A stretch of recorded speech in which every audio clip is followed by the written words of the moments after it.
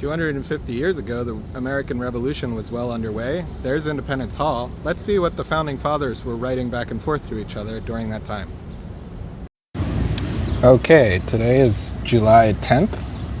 Let's see what we have here. Quite a few documents to go through. 10 documents. Many from George Washington or to George Washington. I see a letter sent, notes for a letter, general orders, and then, the rest are, and then John Adams to James Warren, but the rest are from or to George Washington. So let's begin with general orders. General orders.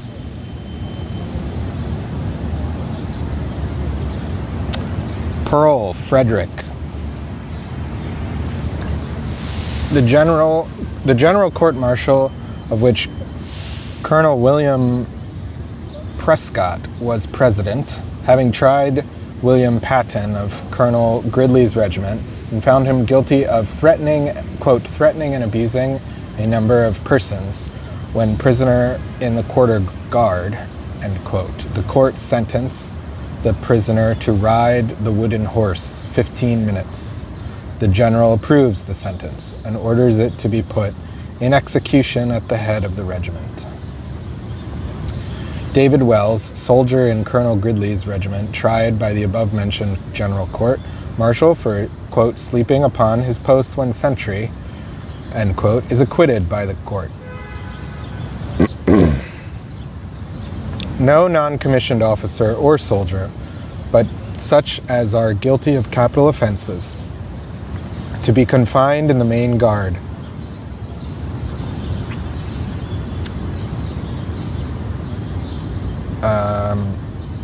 No non-commissioned officer or soldier, but such as are guilty of capital offenses, to be confined in the main guard. All those guilty of crimes triable by a regimental court-martial to be sent to the quarter guards of their respective corps to be tried by regimental court-martial. The General Court-Martial, whereof Colonel William Prescott is president, to set again this day at the usual hour all evidences and persons concerned to attend the court whenever a General Court-Martial is ordered.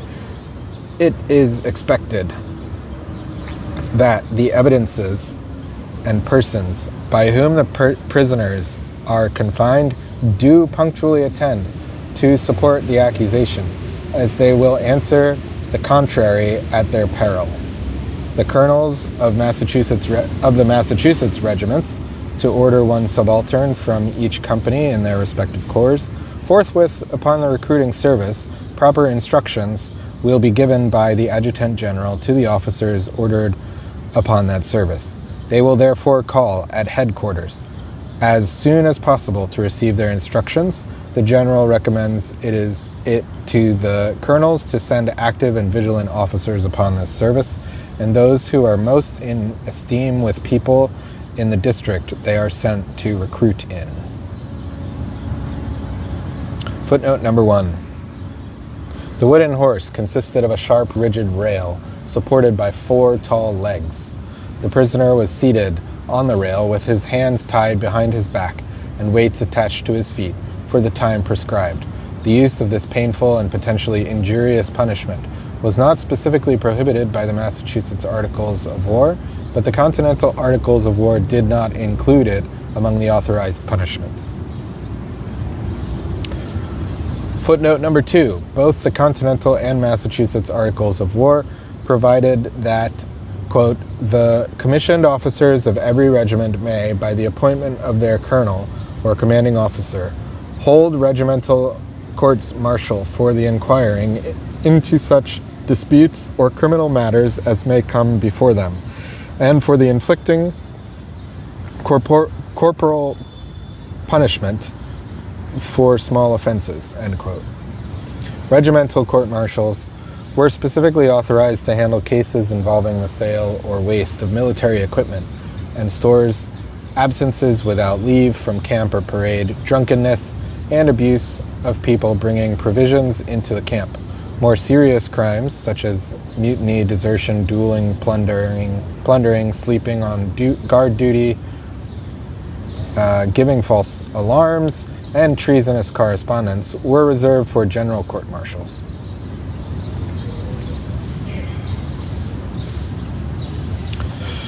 Okay, number 3, general court-martials held during the previous week met at 10 a.m. Both the Continental and Massachusetts Articles of War prohibited, quote, any proceedings or trials to be carried on, excepting between the hours of 8 in the morning and 3 in the afternoon, except in cases which require an immediate example, end quote. Footnote number 4, court-martials were permitted by the Continental and Massachusetts Articles of War to punish at their discretion anyone, quote, called to give evidence who shall refuse to give evidence. Number 5,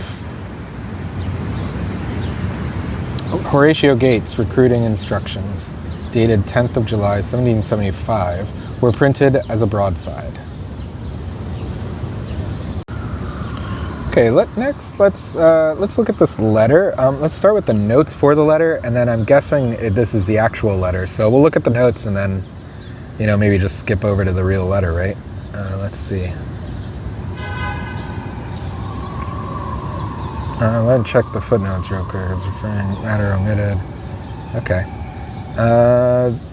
Notes for letter: the time of my arrival, the situation of the troops, works and things in general, enemy on Bunker's Hill, the almost impossibility of giving up the present encampment in the face of the enemy, and after so much work has been bestowed, notwithstanding our situation from the dividedness of it and length of our lines, etc., is by no means desirable. The exceeding difficulty of getting returns of the forces, etc., and company, not sure, etc., is the reason why I could not write sooner. To this may be added the necessity of bestowing a good deal of time and attention to the defense of our lines, which are within gunshot of the enemy. Want of tents, a great disadvantage, as the men are much dispersed in quarters, and unavoidably so, which is an essential reason for continuing in the quarters at Cambridge and Roxbury.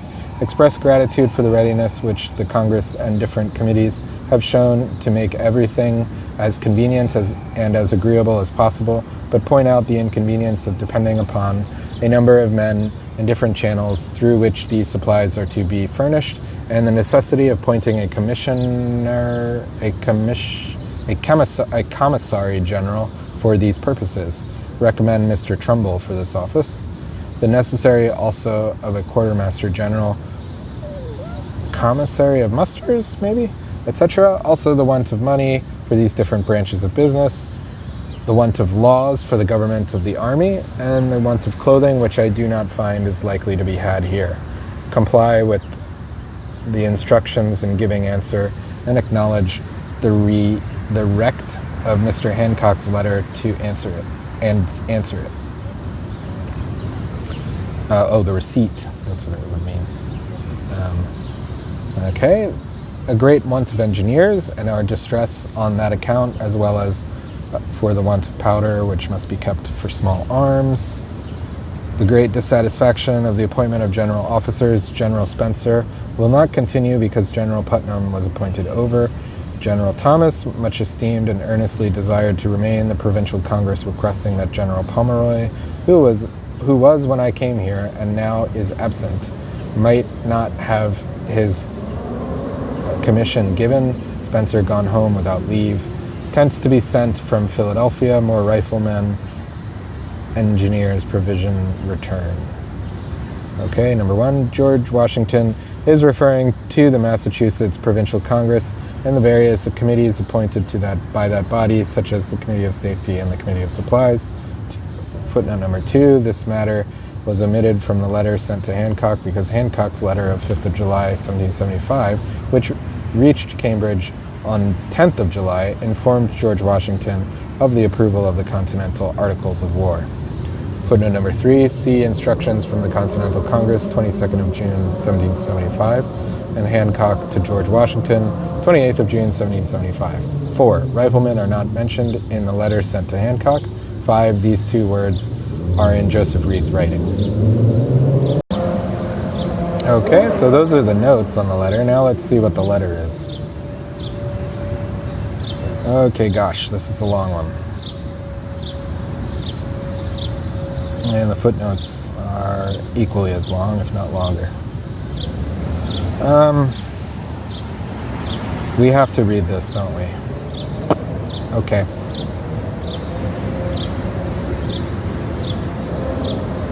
We might break this one up a little bit because it's quite long. In fact, I don't know how we might have to save this one. Well, all right, let's just get going. Sir, I arrived at this place on the 3rd instant after a journey attended by a good deal of fatigue and retarded by necessary attentions to the successive civilities which accompanied me in my whole route.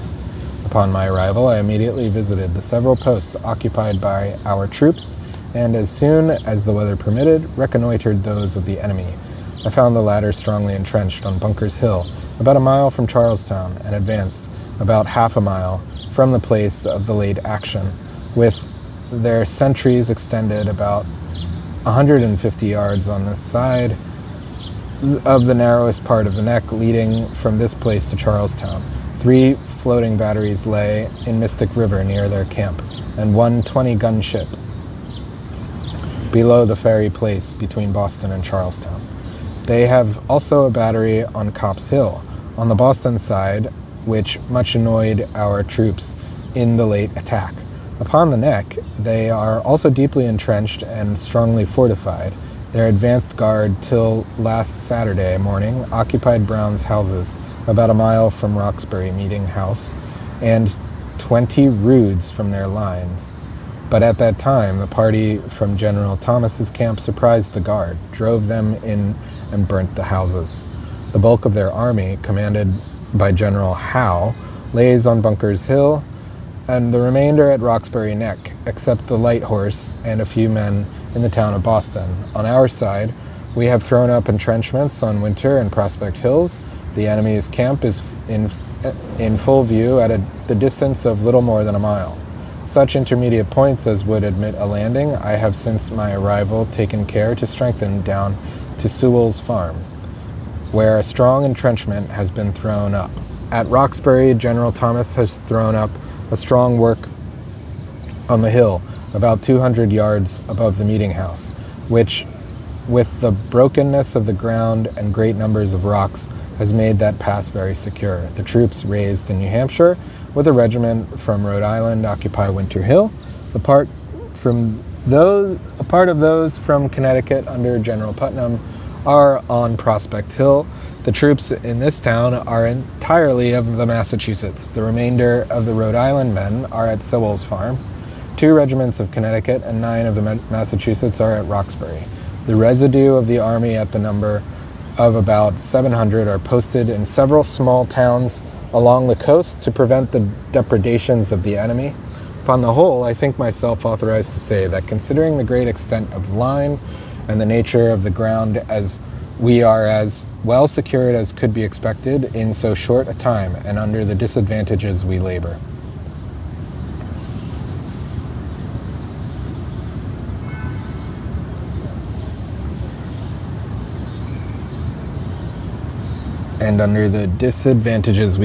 These consist in a want of engineers to construct proper works and direct the men, a want of tools, and a sufficient number of men to man the works in case of an attack. You will observe by the proceedings of the Council of War that I have the honor to enclose that it is our unanimous opinion to hold and defend these works as long as possible. The discouragement it would give the men, and its contrary effects on the ministerial troops, thus to abandon our encampment in their face, formed with so much labor, added to the certain destruction of a considerable and valuable extent of the country, and our uncertainty of finding a place in all respects so capable of making a stand, are leading reasons for this determination. At the same time, we are very sensible of the difficulties which attend the defense of lines of so great extent, and the dangers which may ensue from such a division of the army. My earnest wishes to comply with the instructions of the Congress in making an early and complete return to the state of the Army has led into an involuntary delay of addressing you, which has given me much concern. Having given orders for this purpose immediately on my arrival, and unapprised of the imperfect obedience which had been paid to those of the nature of from General Ward, I was led from day to day to expect they would come in, and therefore detained the messenger. They are not now so complete as I could wish, but much allowance is to be made for the inexperience in forms and a liberty which had been taken, not given, on this subject. These reasons, I flatter myself, will no longer exist, and of consequence more regularity and exactness in future prevail. This, with the necessary attention to the lines, the movements of the ministerial troops, and our immediate security, must be my apology, which I beg you lay before the Congress with the utmost duty and respect. We labor under great disadvantages for want of tents, for though they have been helped out by a collection of now useless sails from the seaport towns, the number is far short of our necessities. The colleges and houses of this town are necessarily occupied by the troops, which affords another reason for keeping our present situation.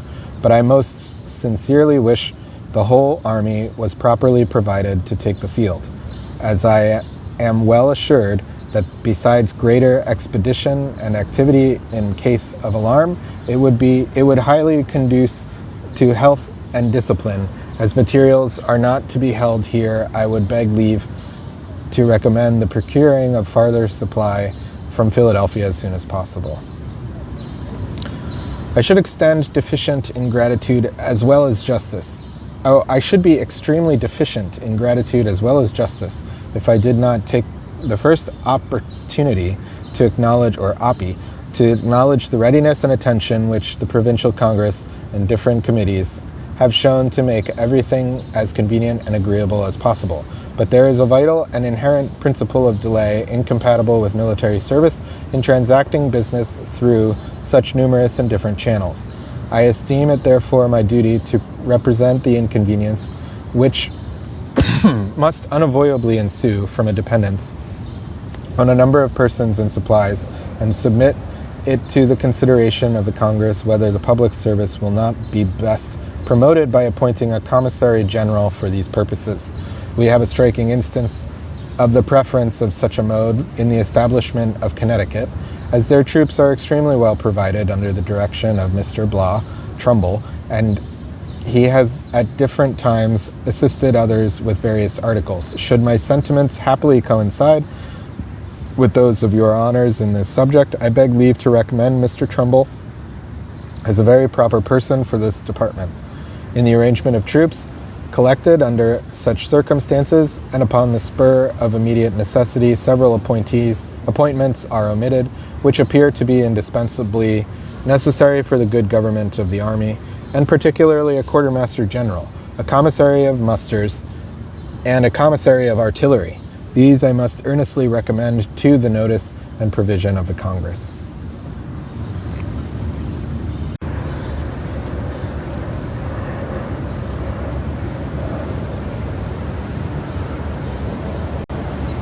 Well, sadly, I've run out of time. I will take a little break here, and we'll finish reading this back home. Bye. And we're back. I find myself already much embarrassed for want of a military chest. These embarrassments will increase every day. I must therefore request that money may be forwarded as soon as possible.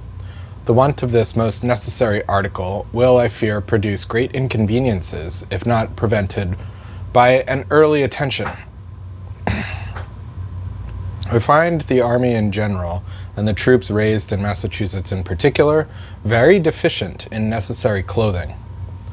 Upon inquiry, there appears no probability of obtaining any supplies in this quarter, and on the best consideration of this matter, I am able to form, I am of opinion that a number of hunting shirts not less than 10,000 would in a great degree remove this difficulty in the cheapest and quickest manner.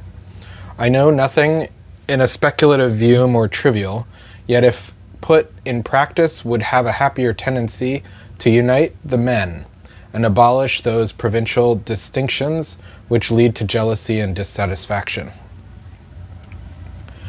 In a former part of this letter, I mentioned the want of engineers.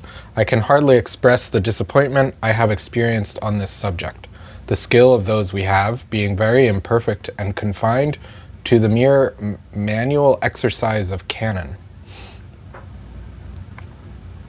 Whereas the war in which we are engaged requires a knowledge comprehending the duties of the field and fortification. If any persons thus qualified are to be found in the southern colonies, it would be of great public service to forward them with all expedition.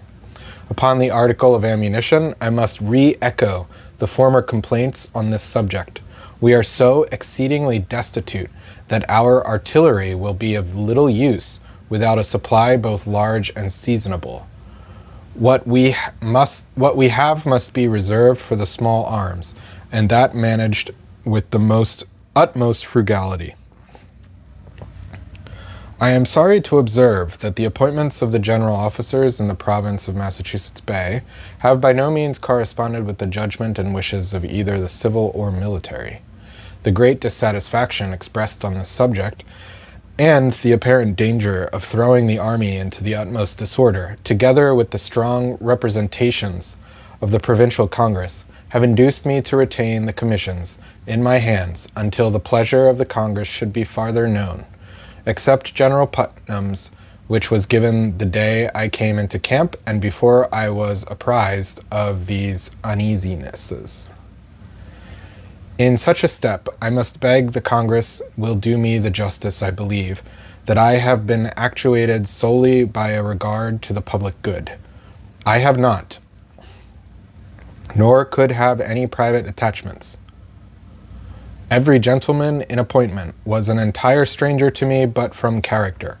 I must therefore rely upon the candor and the Congress for their favorable construction of my conduct in this particular. General Spencer was so much disgusted at the preference given to General Putnam that he left the army without visiting me or making known his intentions in any respect. General Pomeroy had also retired before my arrival, occasioned, as is said, by some disappointment from the Provincial Congress. General Thomas, in much esteemed and earnestly desired to continue in the service, is much esteemed and earnestly desired to continue in the service, and as far as my opportunities have enabled me to judge, I must join in the general opinion that he is an able, good officer, and his resignation would be a public loss.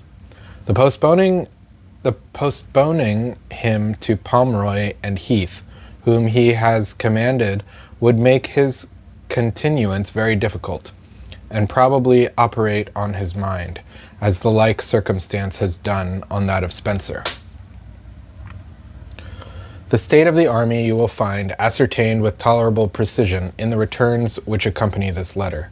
Upon finding the number of men to fall so far short of the establishment, and below all expectation, I immediately called a council of the general officers, whose opinion as to the mode of filling up the regiments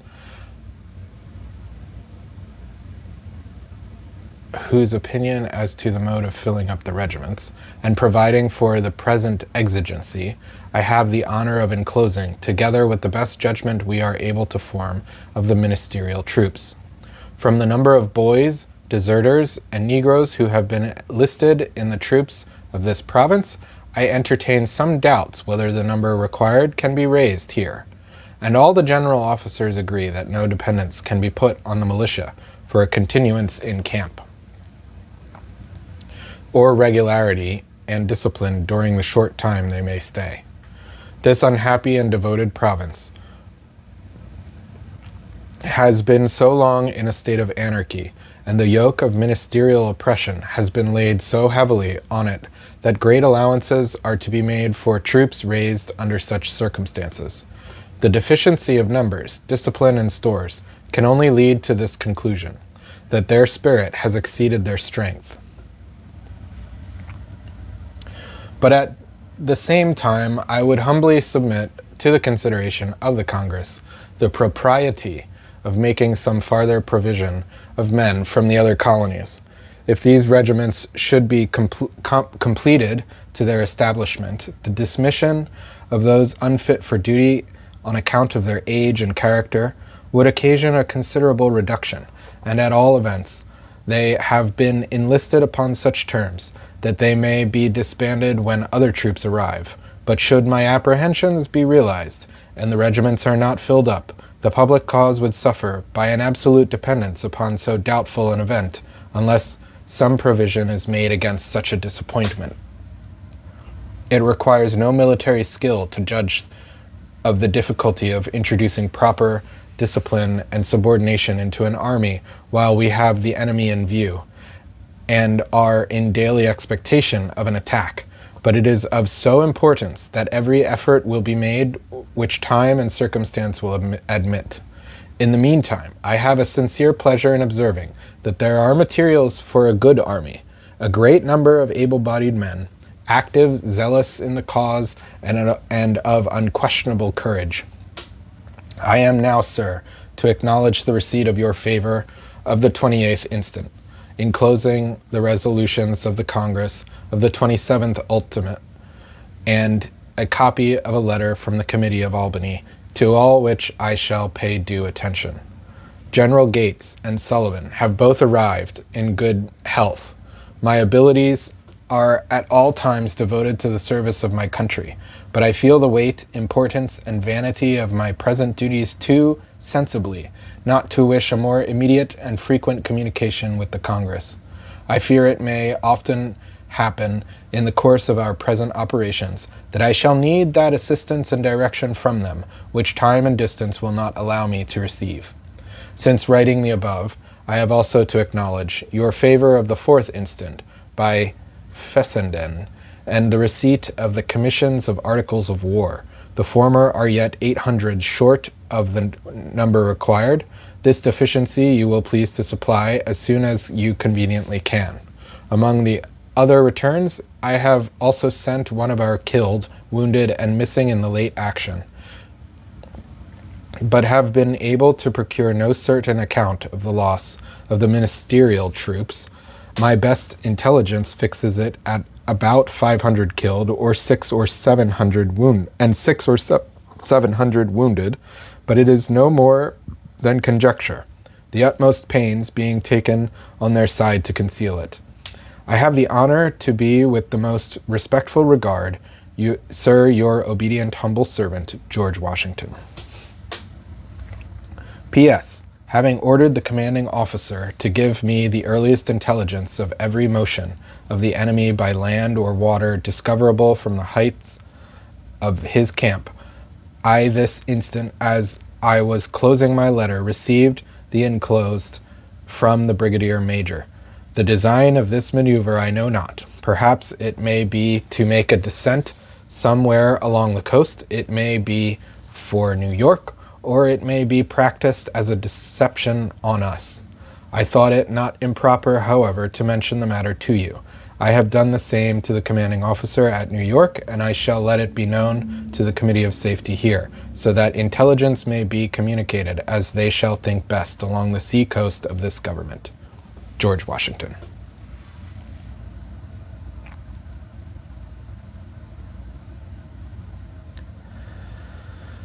The LS is endorsed, quote, read before Congress 19 July. For the Continental Congress's resolution in response to this letter, see JCC. Okay. Footnote number 1. George Washington reached Cambridge on 2nd of July. See General Orders 3rd of July. Source note. The ceremonies in George Washington's honor at New York on 25th and 26th of June.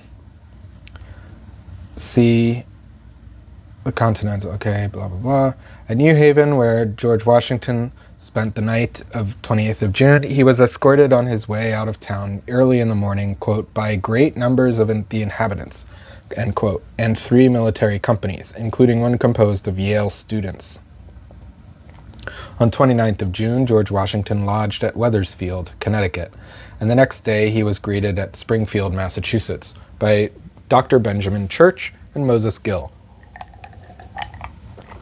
who were sent by the Massachusetts Provincial Congress to receive him and Charles Lee, quote, with every mark of respect, end quote, and, quote, to provide proper escorts for them, end quote. On 1st of July, a number of gentlemen from Springfield accompanied the generals to Brookfield, Mass., and another group of gentlemen conducted them to Marlborough, Mass. A troop of horsemen from Marlborough provided an escort on 2nd of July for the last leg of the journey to Cambridge. Footnote number 2. On the afternoon of 2nd July, George Washington and Charles Lee, quote, rode out to the line of forts at Prospect Hill, end quote, but a steady downpour of rain that lasted all afternoon apparently prevented them from seeing much of the opposing British lines on Bunker Hill. The weather cleared the next day, when the general inspected troops and fortifications as far south as Brookline Fort at Sewell's Point. On the morning of the 5th of July, they viewed the lines and forts at Roxbury. Footnote 3. Copp's Hill, located in the north end of Boston, overlooked the Charlestown ferry landing. The Royal Navy constructed a battery there in April 1775, and during the Battle of Bunker Hill, its heavy guns supported the British assault on the American lines. Footnote number 4. A letterbook copy in DLC George Washington reads, upon Roxbury Neck, also called Boston Neck, this narrow natural bridge lying north of the town of Roxbury provided the only access to Boston by land before 1786.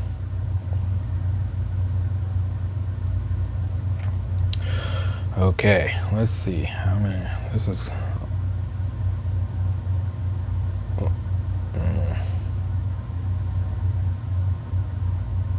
Well, folks, I don't think we can read the rest of these footnotes. This is quite a lot.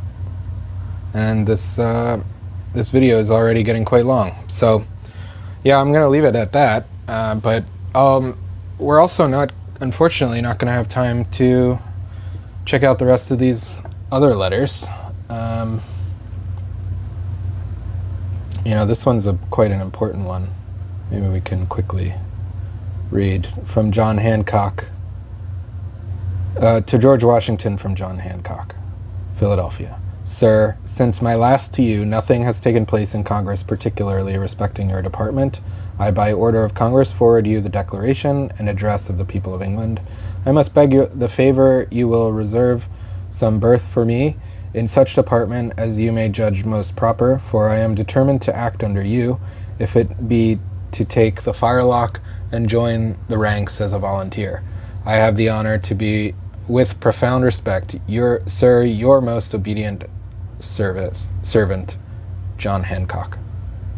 I hope to be with you soon, as there seems to prevail an opinion that we may have an adjournment in a little time. We expect soon to hear from you. All military matters are suspended till your state arrives. Footnote number 1. On 8th July, Congress approved an address to the inhabitants of Great Britain, which professed a continued desire on the part of the colonists for reconciliation with the mother country. That was the Olive Branch petition, which we read yesterday. You can go read that. You can go listen to that video from yesterday. Congress adjourned for several weeks beginning on August 2nd. This is footnote number 2. During the recess, Hancock, who had earlier harbored some hope that he would be offered command of the Continental Army, went to Massachusetts, but he did not join the army in any capacity. Both his lack of significant military experience and his recurring spells of gout argued against such a step, nor did George Washington know how to employ him. On 28th of August, Hancock married Dorothy Quincy. whom he had courted for some years at Fairfield, Connecticut. And shortly afterwards, he returned to Philadelphia to continue serving as president of Congress. Okay, that was good. These are all very interesting. Well, this letter's not found. To Richard Henry Lee. That's a long one. I wish we could read this. Let's see. Maybe we can just jump in here. You will receive by the returns that we have about 16,000 effective men in all these departments, whereas by the act which I received from even the first officers in command, I had no doubt of finding between 18 and 20,000 from the accounts. Okay. Out of these, there are only 14,000 fit for duty. So soon as I was able to get this state of the army, I came to the knowledge of our weakness. I immediately summoned a council of war, the result of which you will see is as it is enclosed in the Congress. Between you and me, I think we are in a dangerous situation, as our numbers are not much larger than we suppose. From the best accounts we are able to get, those of the enemy to be. Theirs situated in such a manner as to be drawn to any point of attack without our having an hour's previous notice of it, if the general will keep his own counsel, whereas we are obliged to be guarded at all points and know not where, with precision, to look for them.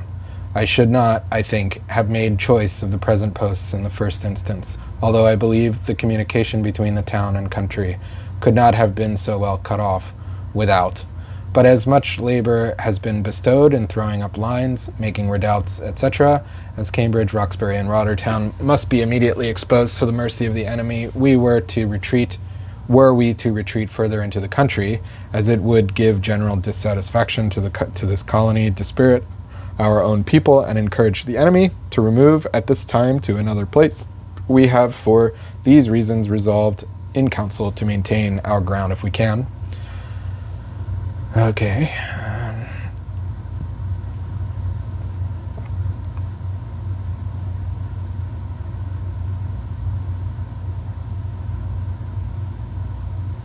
So he's just expressing dissatisfaction.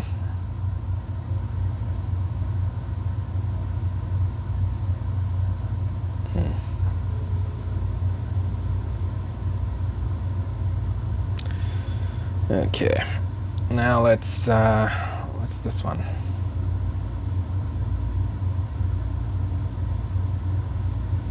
Interesting. This is short. From Alexander Scammell. General Folsom begs leave to lay before your excellency a memorandum of what is immediately wanted in Winter Hill, vis-a-vis 3 teams, 20 wheelbarrows, 2,000 10-penny nails, 4-inch augers, a gouge, and 4 chisels. Alexander Scammell, a native of Massachusetts who moved to New Hampshire about 1772, was protege of John Sullivan, under whom he studied law during the years immediately preceding the Revolution. On 30th of June, 1775, Scammell was commissioned brigade major of the New Hampshire forces at Winter Hill, and when George Washington reorganized the Continental Army a short time later, he was continued as Sullivan's brigade major. During the New York campaign of 1776, Scammell served Sullivan as an aide-de-camp, and in December 1776, he was appointed colonel of the 3rd New Hampshire Regiment. On the 5th of January, 1778, Congress made him Adjutant General of the Continental Army, a position that he held for 2 years. Scammell became commander of the 1st New Hampshire Regiment early in 1781, and was mortally wounded later that year at the siege of Yorktown. Footnote number 1, Nathaniel Folsom of Exeter, New Hampshire, was elected to the First Continental Congress in 1774, and in April 1775, the New Hampshire Provincial Congress gave him the command of all colonies' troops sent to the American Army outside of Boston. Folsom was commissioned a major general in the New Hampshire service on 30th of June, but receiving no continental rank, he retired from the army before the end of July. He returned to New Hampshire, and on 24th of August, he was named general officer of the colony's militia. Folsom served in Congress from 1777 to 1778 and from 1779 to 1780, and was a member of the camp committee that conferred with George Washington in the winter of 1778. Okay. Let's click into this one. From Brigadier General John Thomas Rexbury, Camp, Massachusetts, July 10th. Sir, a master of a vessel that came out of Boston Saturday night in order to take charge of a vessel at Stonington in Connecticut, loaded with molasses, to proceed to New York, as he saith, his acquaintance in the country inform that he has been a suspected person, and I think it my duty to forward him to your excellency for your examination. I am, sir, with respect, your most obedient, humble servant, John Thomas. Footnote number 1. The shipmaster was William Lightly, and the vessel at Stonington, Connecticut, was the brigantine Nancy, which had recently arrived there under the command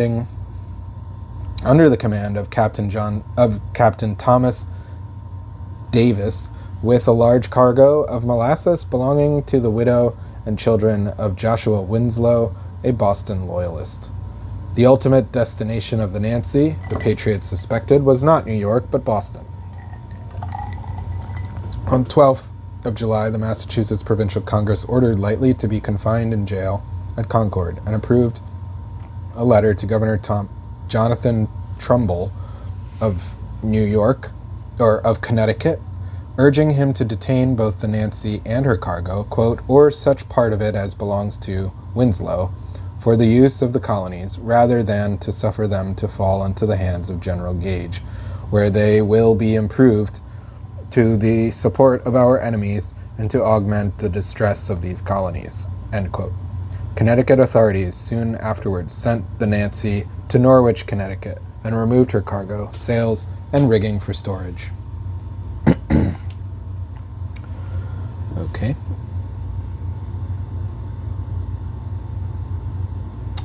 Let's check out what he said to Major General Schuyler. Okay, I received your favor of the first instance, pressed New York, but I am exceedingly hurried in making my dispatches come, blah, blah, blah, answer in a manner I full wish. Notwithstanding Governor Tryon's plausible behavior, I recommend it to you to watch him narrowly, as any unlucky change of affairs on our part may produce in him a change of his present unexceptionable conduct. This is from George Washington to Schuyler. Unexceptionable conduct. I expect you will, on the first appearance of such change, pursue the advice given in my last letter. The like advice I give you respecting General Haldimand, who is supposed by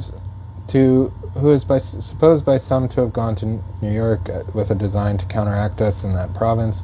The commissions which have been forwarded to me are not sufficient to answer the demand I have for them, there being at least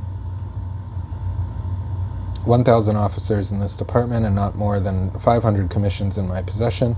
As you are much nearer to Philadelphia than I am, I request you to apply to Congress for as many as you are like to want. The dispersing of handbills amongst the troops on their arrival at New York as my most hearty approbation, and may have a good effect here.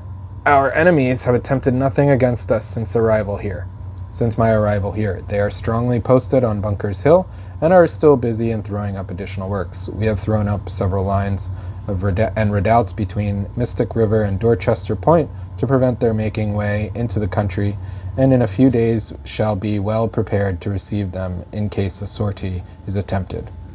I sincerely thank you for your attention to the directions of the Congress and for your kind wishes, and am, with much regard, sir, your obedient friend and most obedient, humble servant, George Washington.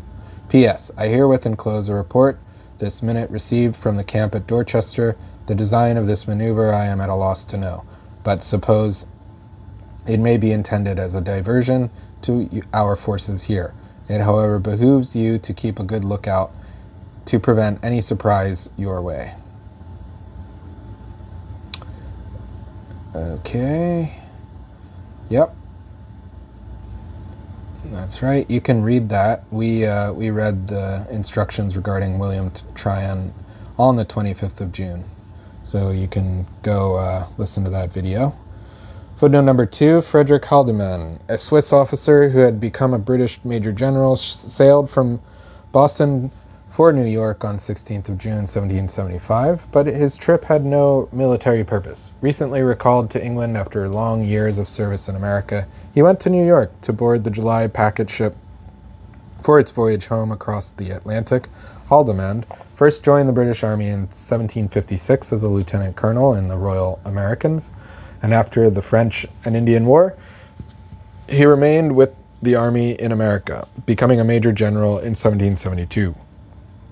While General Thomas Gage was in England from 1773 and 1774, Haldeman assumed the duties of Commander-in-Chief of North America, and when Gage returned, Haldeman became his second in command. In the spring of 1775, it was decided in London to remove Haldeman from that position in order to preclude any possibility of the principal command devolving on a foreign-born officer in the midst of the grave new crisis in America. Haldeman remained in England until June 1778, when he was appointed governor and commander-in-chief for Canada, positions which he held until November 1784. Footnote number 3. This enclosure has not been found, but it undoubtedly contained news of the British convoy that set sail in Boston Harbor on 11th of July. See George Washington to Hancock, 10th and 11th of July. Okay, the date of the convoy's sailing indicates that George Washington added this postscript to the letter sometime on 11th of July. Great. Okay. That about does it for George Washington letters. Let's end with John Adams to James Warren.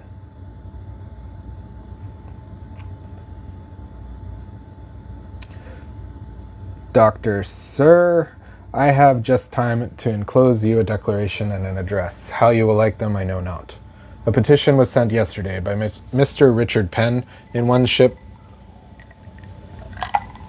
and a duplicate goes in another ship this day.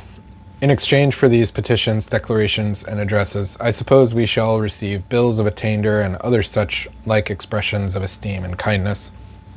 This forenoon has been spent in an examination of a Mr. Kirtland, a worthy missionary among the Oneida Indians. He was very useful last winter among all the 6 nations, by interpreting and explaining the proceedings of the Continental Congress, and by representing the union and power of the colonies, as well as the nature of the dispute. The Congress inclines to wait for dispatches from General Washington before they make any alteration in the rank of the generals, lest they should make some other mistake. But every body is well inclined to place General Thomas in the stead of Pomeroy. You must not communicate without much discretion what I write about our proceedings, for all that I hint to you is not yet public. I am, etc. Footnote number 1, the declaration of the causes and necessity of taking up arms, and the address to the inhabitants of Great Britain. The first was passed on 6th of July, and the other on 8th of July. That is the Olive Branch Petition, which we now will read about. Footnote number 2, the Olive Branch Petition, or second petition to the king, was carried to England.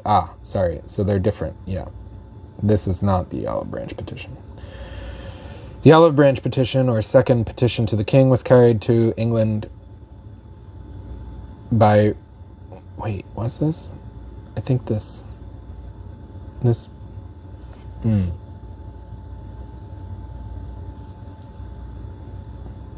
Now I'm getting confused. My brain is mush, but I think this was the Olive Branch petition. But maybe not. No. This would have been different. This is a declaration, not a petition. Yeah. Okay. The Olive Branch petition, or second petition to the king, was carried to England by Richard Penn, the grandson of William Penn and Lieutenant Governor of Pennsylvania. Although he did not support the American cause, he performed his mission answering questions about conditions in America while the petition was being considered in the House of Lords. The king, however, refused to give any answer to the colonists' petition. Footnote number 3. Reverend Samuel Kirkland, a missionary to the Oneida Indians, was instrumental in 1774 and 1775 in preventing the outbreak of a general Indian war that might have complicated the revolution or even produced the need for British aid.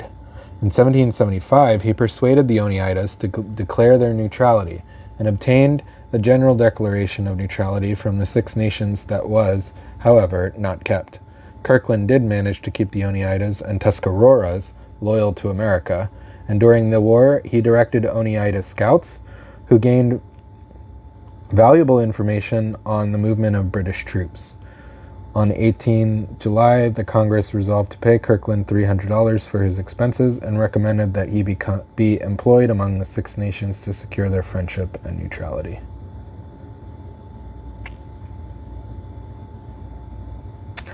Okay.